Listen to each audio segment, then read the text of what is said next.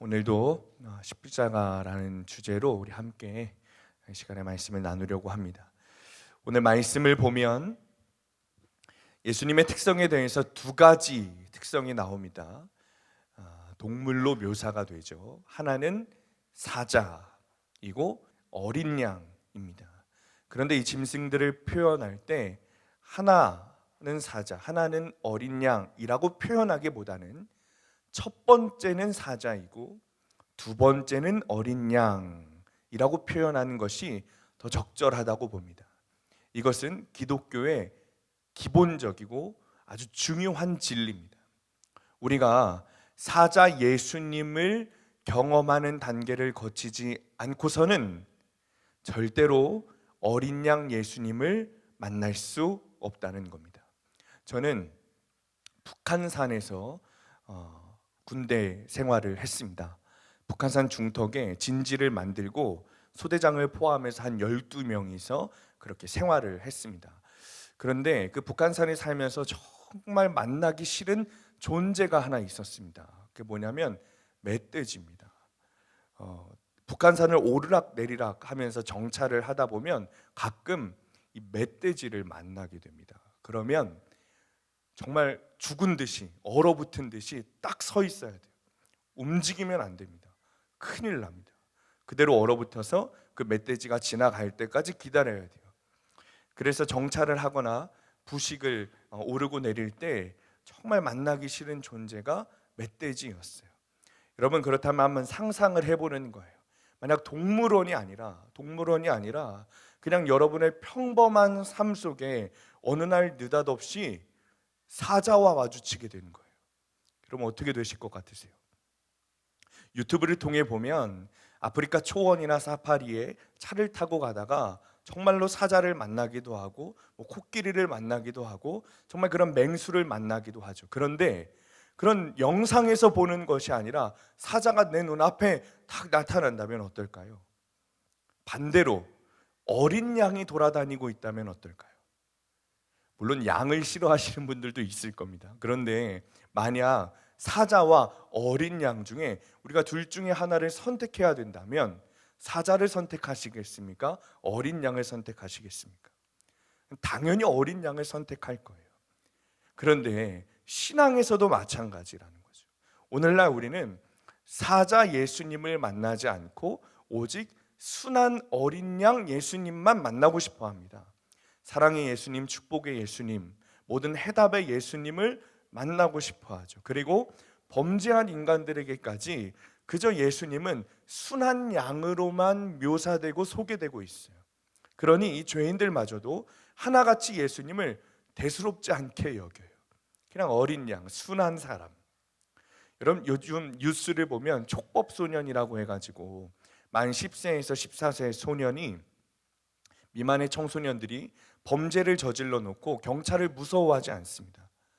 이 만 10세에서 14세의 촉법소년들은 형사 책임 능력이 없다 그래서 구속되지 않아요. 그래서 경찰들이 잡아가지 못하죠. 그래서 경찰들을 무서워하지 않고 경찰을 아주 보잘것없는 존재로 여긴다는 거예요. 그런 아주 나쁜 아이들이 있다는 거죠. 당신들이 경찰이어도 나한테는 법이 안 통해 라는 거예요. 무시하는 거죠.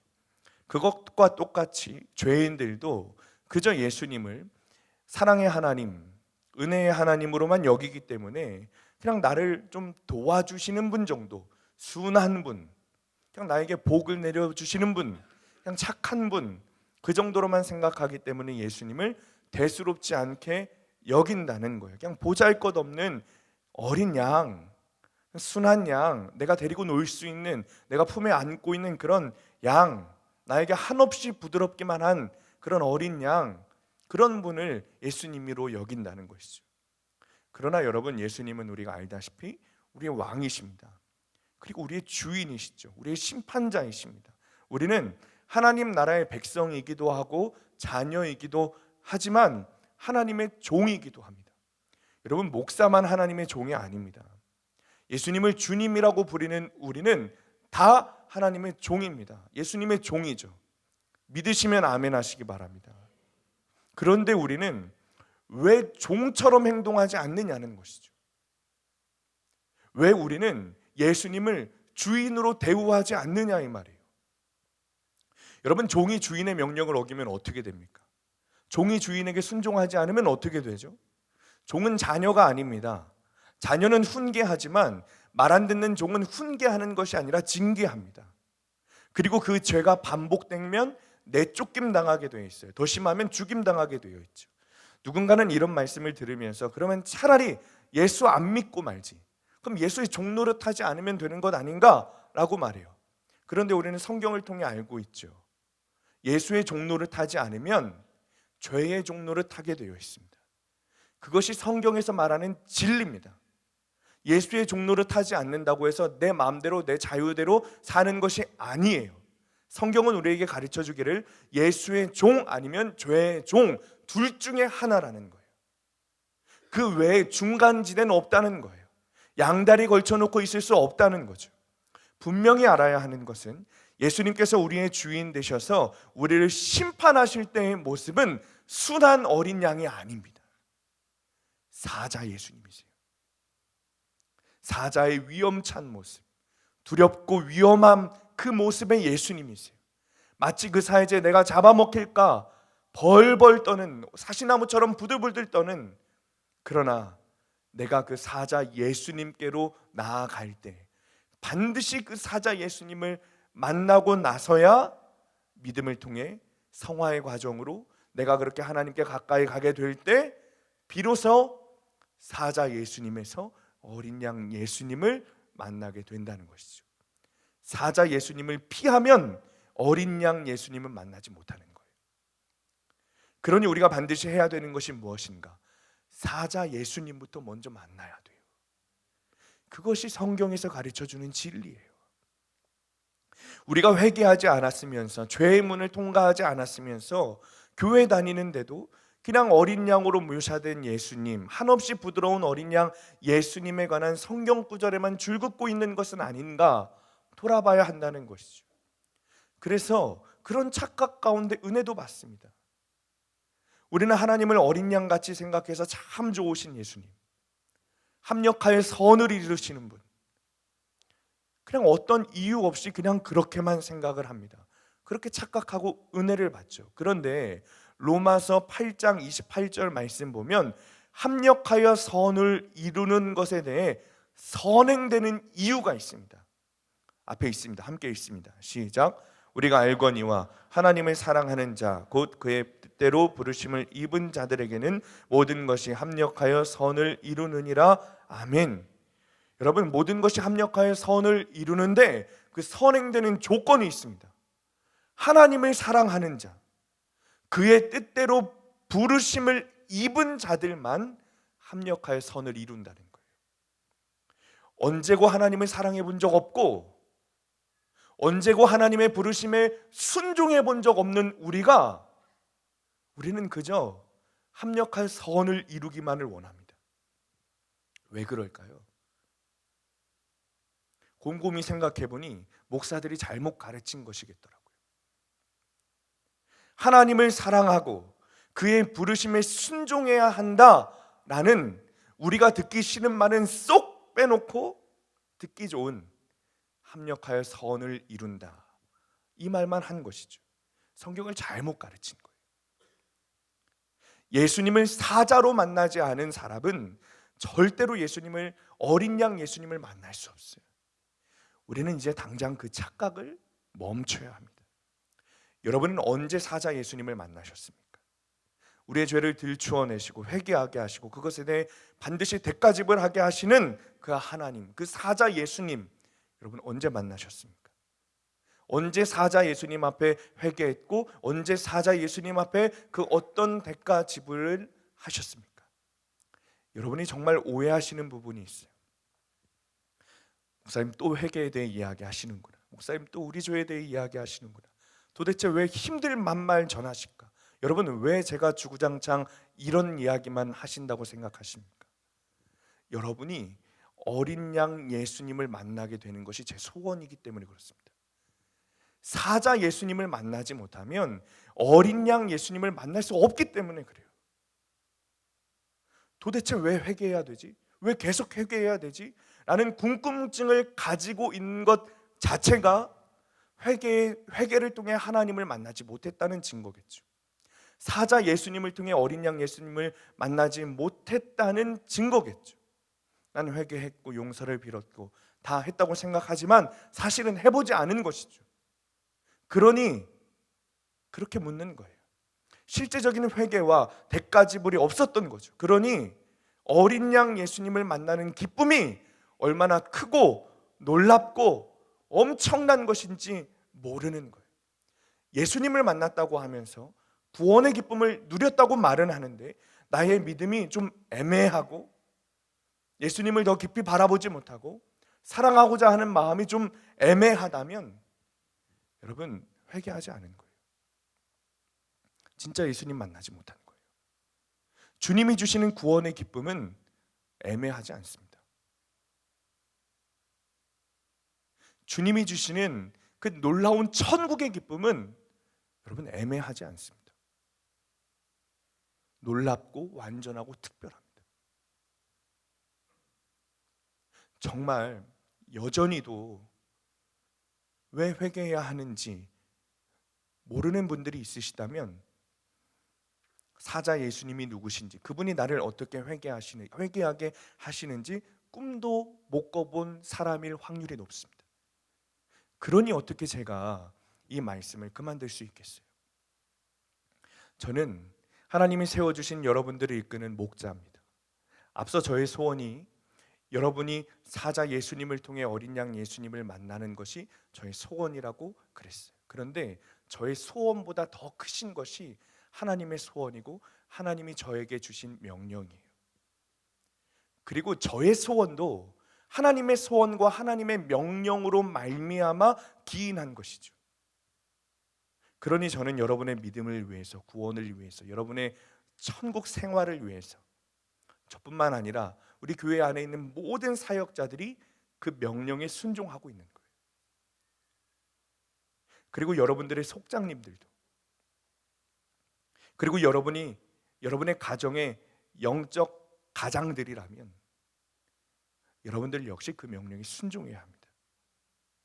문제는 그 명령에 순종하기 전에 내가 먼저 사자 예수님을 만나는가? 그 질문을 나에게 먼저 해야겠죠. 우리가 정말 좋아하는 찬양 중에 이런 찬양이 있습니다. 내가 너를 지명하여 불렀나니 너는 내 것이라, 내 것이라. 너는 내가 너를 보배롭고 존귀하게 여기노라. 너를 사랑하는 내 여호와라. 아멘이죠. 그런데 여러분 이 말씀을 잘 살펴보면 이 고백을 하기 전에 우리가 반드시 점검해야 할 것이 있다는 거예요. 이사야 43장 1, 2절에 야곱아 너를 창조하신 여호와께서 지금 말씀하시느니라. 이스라엘아 너를 지으신 이가 말씀하시느니라. 하나님이 말씀하신다는 거예요. 너는 두려워하지 말라. 내가 너를 구속하였고 내가 너를 지명하여 불렀나니 너는 내 것이라. 네가 물 가운데로 지날 때에 내가 너와 함께 할 것이라. 강을 건널 때 물이 너를 침몰하지 못하게 할 것이며 네가 불 가운데로 지날 때도 타지도 아니할 것이요 불꽃이 너를 사르지도 못할 것이다. 여러분, 내가 너를 지명하여 불렀나니 너는 내 것이라. 하나님이 야곱에게 하신 말씀이죠. 그런데 그 전에 무엇을 확인하시죠? 내가 너를 구속하였다. 그것을 먼저 확인하셨어요. 주님은 우리를 그냥 내 것이라고 말씀하지 않으세요. 하나님께 구속된 사람, 하나님이 자신을 죄 가운데 구속한 일이 있는 사람, 그 사람을 지명하였고 그 사람을 내 것이라고 부르세요. 그러니까 우리가 성경을 그동안 잘못 봐도 너무 잘못 보고 있었던 것이죠. 반드시 확인해야 합니다. 주님은 그냥 나를 지명하여 불렀다, 넌 내 것이라 이렇게 말씀하지 않으신다니까요. 구속된 사람. 그 뒤에 2절에 이렇게 말씀하시죠. 물 가운데로 지나갈 때도 불 가운데로 지나갈 때도 너를 지킬 것이다. 아멘, 할렐루야. 은혜로운 말씀이죠. 그런데 문제는 하나님이 자신을 죄 가운데서 구속한 일도 없는 사람이 물에서도 불에서도 안전할 것이라고 여기고 마치 불나방처럼 그 불길 가운데 뛰어든다는 거예요. 하나님이 자신의 죄를 구속하지 않은 사람을 안전하게 하실까요, 여러분? 그런 일은 없습니다. 사랑하는 성도님들, 하나님은 우리를 물에서도 건지시고 불에서도 건지실 것을 믿으시기 바랍니다. 하나님은 반드시 우리를 안전하게 지키실 거예요. 대신 조건이 있습니다. 먼저 사자 예수님을 통해 구속되어야 합니다. 사자 예수님을 만난 다음에야 가능한 일입니다. 교회 안에 수많은 위로의 말씀, 성경에 나열된 수많은 약속의 말씀, 축복의 말씀은 회개하지 않은 죄인에게는 해당되는 것이 아무것도 없습니다. 많은 사람들이 회개를 했다고 하는데 그것을 헷갈려 하는 분들이 있습니다. 실제로 저에게 찾아오셔서 제가 회개를 했는지 안 했는지 모르겠습니다 라고 말하시는 분들도 있어요. 하긴 했는데 이게 진짜인지 아닌지 모르겠습니다. 이 말은 자기가 구원받은 것인지 아닌지 모르겠다는 거예요. 여러분, 내가 한 회개가 진짜인지 아닌지 구분하는 방법이 있습니다. 궁금하시죠? 마태복음 3장 7절에서 10절 함께 있습니다. 앞에 보시면 있습니다. 시작. 요한이 많은 바리새인들과 사두개인들이 세례 베푸는 데로 오는 것을 보고 이르되 독사의 자식들아 누가 너희를 가르쳐 임박한 진노를 피하라 하더냐. 그러므로 회개에 합당한 열매를 맺고 속으로 아브라함이 우리 조상이라고 생각하지 말라. 내가 너희에게 이르노니 하나님이 능히 이 돌들로도 아브라함의 자손이 되게 하시리라. 이미 도끼가 나무 뿌리에 놓였으니 좋은 열매를 맺지 아니하는 나무마다 찍혀 불에 던져지느니라. 아멘. 내가 진짜 회개를 했는가 알 수 있는 방법은 회개에 합당한 열매를 맺고 있는가, 그것을 보시면 돼요. 내가 정말 회개를 했는지, 나의 회개가 진짜 하나님이 받으시기에 합당한 회개인지는 그것을 알고 싶다면 내 안에 회개에 합당한 열매가 있는지 확인하는 거예요. 자, 여러분은 어떤 회개에 합당한 열매를 맺고 계십니까? 생각해 보세요. 어떤 열매가 여러분의 삶 가운데 있으십니까? 여러분, 이 고민 진짜 잘해야 합니다. 회개에 합당한 열매가 있어야 진짜 회개한 것이라고 말씀하시잖아요. 친구 따라 강남 가듯이 교회 다니고 그러다 집사 권사 장로 되고 청년회장 되고 임원 되고 이런 것 말고 진짜 여러분의 삶에서 회개에 합당한 열매를 맺고 있습니까? 교회에 습관적으로 다니고 있으면 회개하고 구원받은 것입니까? 회개했다고 말은 하는데 하나도 면하지 않고 성경을 지식적으로 문자적으로만 알고 전혀 큐티하지 않고 말씀대로 살지 않고 하나님의 의가 아니라 자기 의를 내세우고 교회 직분자라고 말하면서 다른 사람 위에 군림하고, 여러분 회개한 것입니까? 회개에 합당한 열매를 맺고 있는 것입니까? 목사님, 누가 그렇게 살 수 있습니까? 그렇게 사는 것이 가능합니까? 어려운 것 아닙니까? 제가 자꾸 이런 말을 들으니까 계속 십자가 설교를 할 수밖에 없어요. 저는 오히려 이런 이야기를 들으면 맞습니다. 어렵습니다. 우리가 그냥 예배 잘 나오고 헌금 열심히 하면 됩니다 라고 설교하고 싶지만 제 안에 있는 목사의 양심이 그렇게 할 수가 없어요. 누가 그렇게 살 수 있습니까? 그렇게 사는 것이 가능한 것입니까? 라는 것이 나의 어린 양이, 나의 성도가 회개에 합당한 열매를 맺어본 적 없다라는 말로 들리기 때문에 그렇습니다. 그렇다면 그 사람은 분명 회개하지 않은 것이고 천국 가지 못하는 것인데 제가 어떻게 십자가 설교를 안 할 수가 있겠어요? 천국 가는 열쇠를 가지고도 나도 못 가고 다른 사람도 못 가는 저주스러운 일을 저는 하고 싶지 않은 거예요. 여러분 한번 생각해 보세요. 목사인 제가 여러분의 영적 상태는 파악하지 않고 혹은 파악했을지라도 그와 상관없이 우리는 다 구원받았습니다, 정말 믿음 대단하십니다, 이렇게만 신앙생활하면 됩니다 라고 듣기 좋은 말하고 여러분도 그냥 그런 줄 알고 믿음 없이 살다가 지옥 가는 것이 좋으십니까? 아니면 진짜 여러분의 상태를 파악하고 교회는 열심히 다니고 봉사 열심히 해도 믿음 없으니 큰일 났다고, 예수 진짜 제대로 믿어야 된다고, 진짜 믿음 가져야 된다고, 회개해야 된다고, 회개에 합당한 열매를 맺어야 된다고 계속 외치고 여러분도 깨달아 회개하고 믿음으로 구원받아 천국 가는 것이, 그것이 더 좋으십니까? 여러분 무엇을 선택하시겠어요? 나의 삶에 회개에 합당한 열매가 없다면 마태복음 3장 10절에 보듯이 이미 도끼가 나무 뿌리에 놓여 있는 것과 같은 거예요. 이미라고 말씀하셨어요, 주님이.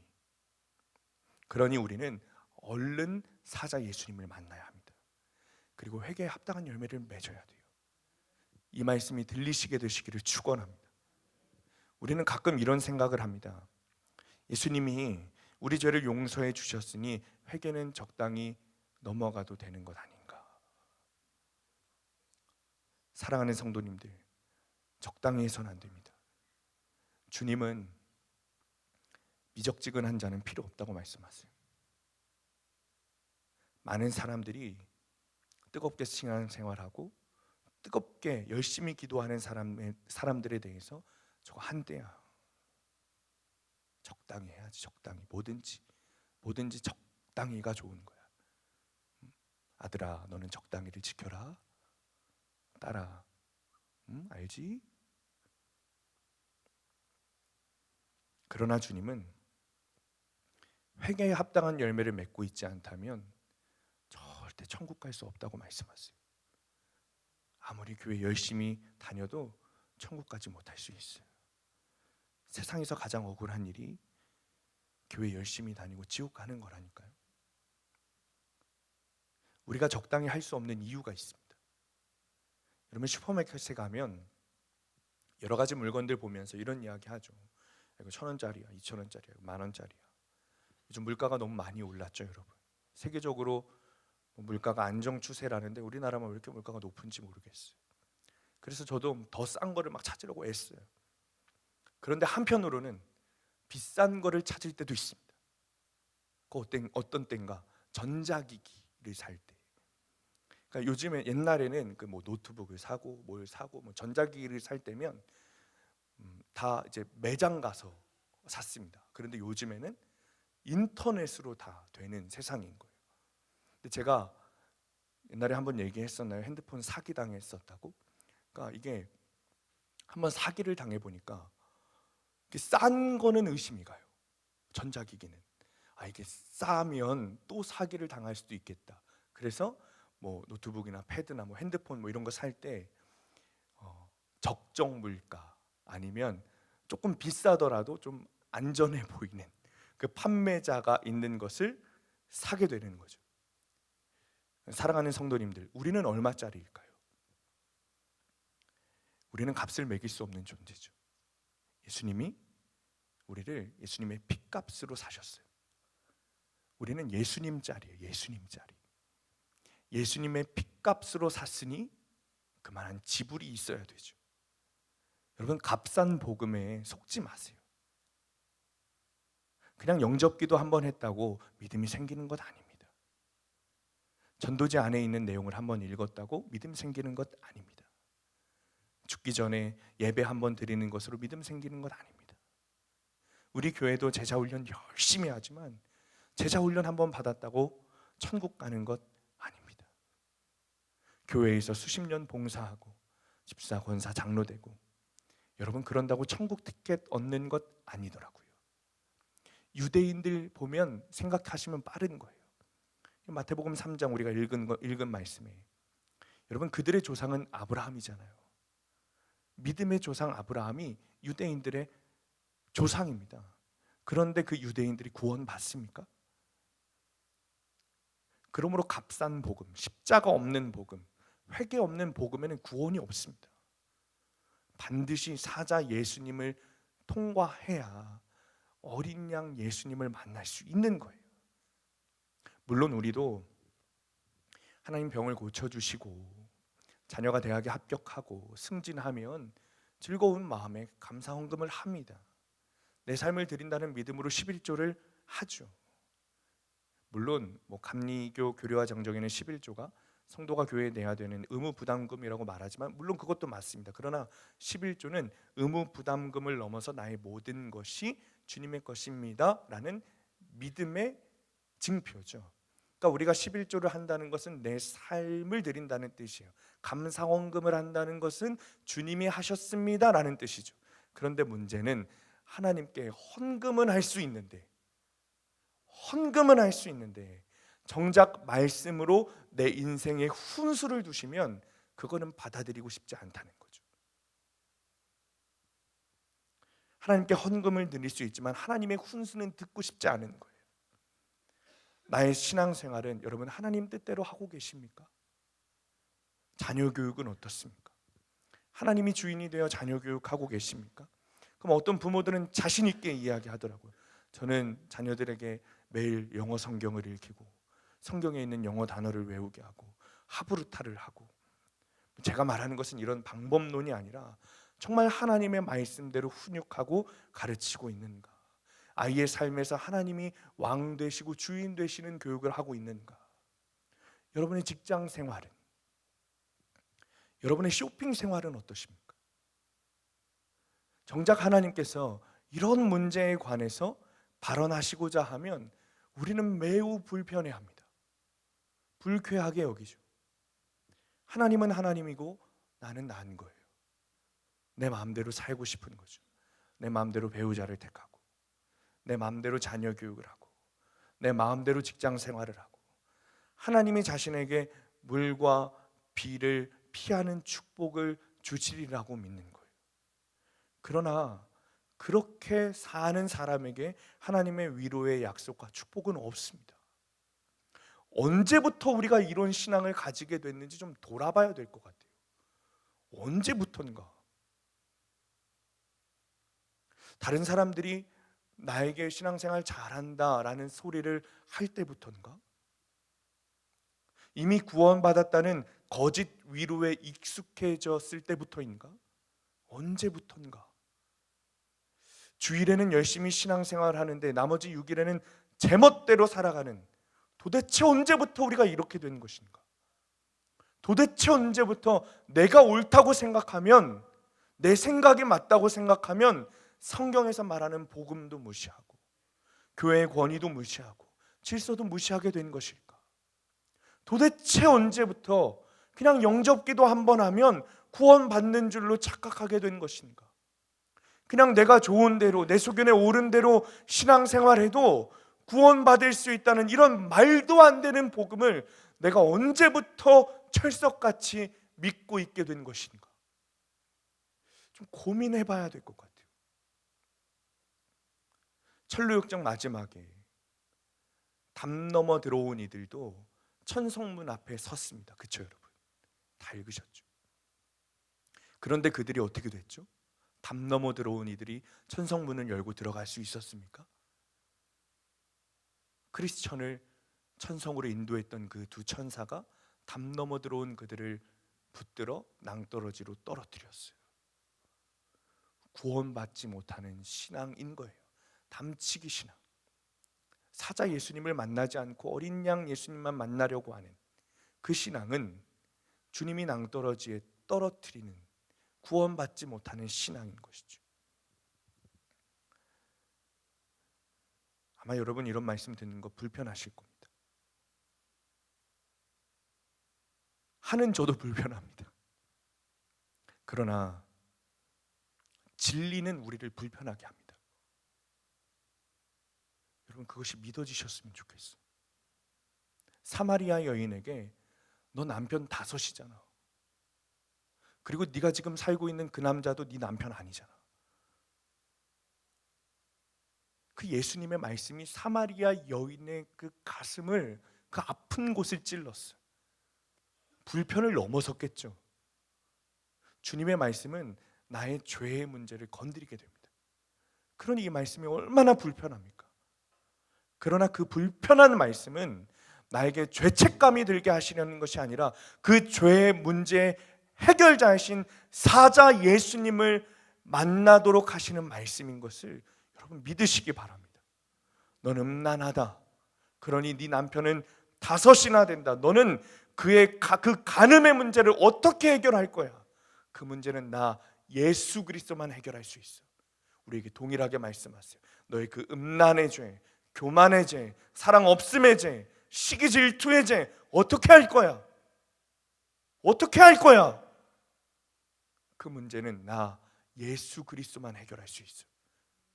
여러분, 우리는 세상 축복의 말씀을 듣기를 원하지만 이 세상 최고의 축복은 회개하고 천국 가라, 그 예수님의 말씀인 줄 믿으시기 바랍니다. 여러분은 아닐지 모르지만 저는 제가 잘한다는 소리 들으면 금방 교만에 빠지는 사람입니다. 누가 조금만 엉덩이를 두들겨주면 진짜 제가 잘하는 줄 알고 착각하는 사람이 접니다. 그래서 그 교만이 계속해서 저를 자극하고, 그러면 제 자아는 계속해서 살아나고 자꾸 고집을 피우려고 그래요. 매일매일 큐티하고 매일매일 회개한다 하지만 누군가 저의 가장 큰 죄패인 교만과 인정 중독을 건드리면, 살살 간지럽히면 또 빠져나오고 또 삐져나옵니다. 그래서 저는 바울이 날마다 죽노라 했던 그 말씀이 이해가 돼요. 날마다 죽지 않으면 또 죄를 짓고, 날마다 죽지 않으면 또 죄된 자아가 살아난다. 날마다 죽지 않으면 또 악을 행하는 존재구나 라는 것을 알게 됩니다. 저에게 기도를 받으러 오시고 상담을 받으러 오신 분들은 아실 겁니다. 여러분들이 기도해달라는 제목에 대해서 정말 여러분 저는 간절하게 기도해 드립니다. 질병의 치유를 위해서, 직장의 승진을 위해서, 시험 합격을 위해서, 계약 성사를 위해서 심지어 기도해 드립니다. 간절히 진심으로 그렇게 되기를 기도합니다. 절대 속으로, 여러분 오해하지 마세요. 절대 속으로 딴 마음 품지 않아요. 이런 세속사에 찌든 이런 생각 절대 하지 않습니다. 정말 진심입니다. 진심으로 간절히 기도합니다. 정말 솔직히 말하면 여러분들이 정말 진짜 다 잘 먹고 잘 살았으면 좋겠어요. 그게 제 마음입니다.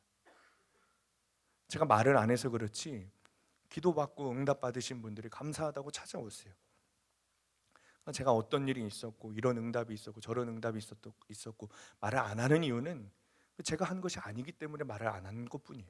하나님이 하셨기 때문이죠. 그러니까 저는 그것에 대해 상관할 바도 아니고 제가 감사를 받을 바도 아니기 때문에 구체적인 이야기를 하지 않는 것뿐이에요. 하나님이 하시면 못하실 것이 없으시죠. 당연하죠. 그런데 제가 정말 안타까운 것은 이것만 찾는다는 거예요. 이것이 중요하지 않다는 게 아닙니다. 이것을 찾으면 그런 직장 승진하고 건강 치유되고, 여러분 이거 찾으면 안 된다는 게 절대 아닙니다. 찾으면 안 된다는 것이 아니라 천국 가는 복음, 내 자아를 죽게 하는 사자 예수님을 만나 십자가에 나를 못 박고 예수로 살게 하는 그 복음, 다른 어떤 것보다 가장 중요한 그 구원이라는 가치, 나를 살리고 영원한 생명을 얻게 하는 그 십자가 복음이 이 땅에 존재하는 다른 무엇보다도 중요한데도 불구하고 그 부수적인 것들은 너무나도 잘 찾으면서 중요한, 내 인생이 가장 중요하고 나를 살릴 그 생명을 준 그 십자가 복음은 찾지 않는다는 것, 그것이 안타까운 거예요. 저는 십자가 복음, 사자 예수님을 만나는 것 불편할 수밖에 없습니다. 당연하죠. 불편을 넘어서는 것이 있겠죠. 아프고 고통스럽고 죽고 싶은, 여러분 그것이 십자가 복음이에요. 내 자아를 못 받고 내 수치를 드러내고 내 연약함을 다른 사람들 앞에 까발려져야 되고 내가 죽는 것이 십자가인데 어떻게 고통스럽지 않겠어요? 그러나 그것이 고통스럽다고 해서 피하면 우리는 어린 양 예수님을 만날 수 없는 거예요. 그것을 왜 복음이라고 하는가? 고통스럽고 아프고 수치스럽고 나를 죽이는 것인데 그것을 왜 기쁜 소식 복음이라고 하는가? 사자 예수님을 만나지 않으면, 그 일이 내 삶에 총체적인 변화를 가져오지 않으면, 그 십자가 앞에, 그 주님 앞에 엎드리지 않으면, 내 자아가 죽지 않으면, 못 박아 죽지 않으면, 내가 만졌던 그 더러운 죄에 그 손을 못 박지 않으면, 내가 간 그 더러운 곳으로 가는 내 발을 못 박지 않으면 구원은 없기 때문이죠. 그 아프고 고통스러운 시간이 지금은 나를 무너지게 할지라도 그 시간이 있어야 천국이라는 기쁜 소식, 내 인생 가장 중요한 가치인 구원을 얻기 때문에, 그래서 그 십자가가 복음이라고 불리는 거예요.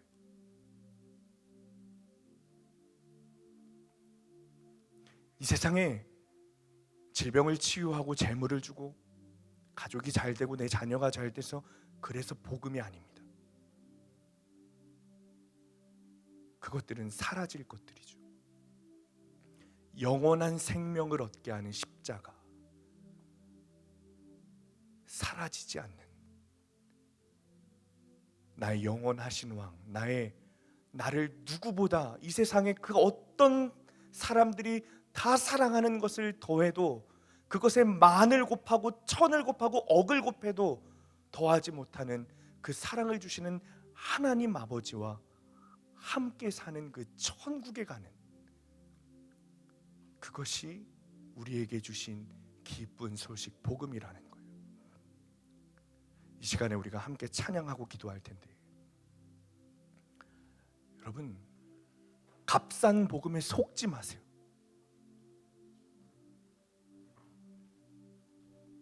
진짜 귀한 천국을 주는 사자 예수님의 복음을 들으시기 바랍니다.